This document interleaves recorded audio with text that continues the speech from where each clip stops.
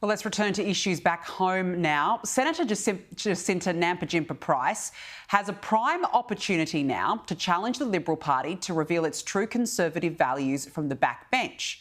The way she was treated this week after comments on Indian migrants, in my view, was an absolute disgrace.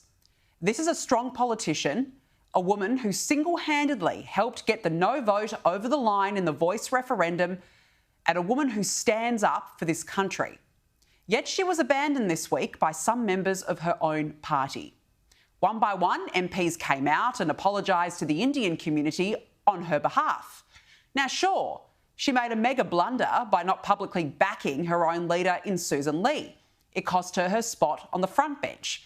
I said it earlier this week, her comments were clumsy in singling out Indian migrants. But did she have to apologise for them? No. I am still trying to understand why this was such an offence. There's nothing racist in noting that Labor likes high immigration because they believe it gives them an electoral advantage.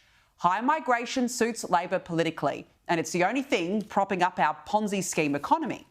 So how on earth is the Liberal Party now going to be able to have a proper debate on migration when as soon as Labor says boo on racism, they run for the hills?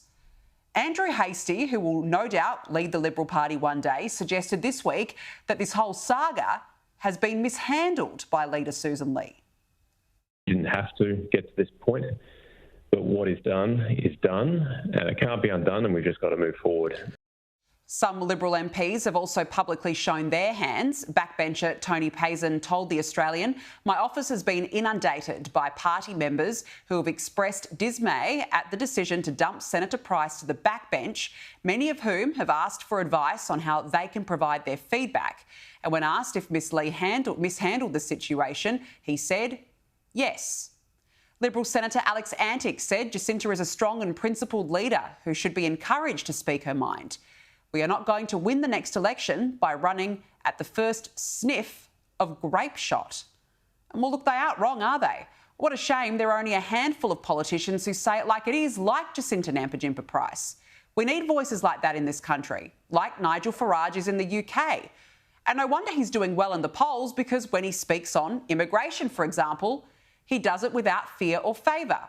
He even said voters trust him on it when I interviewed him this week on Paul Murray Live.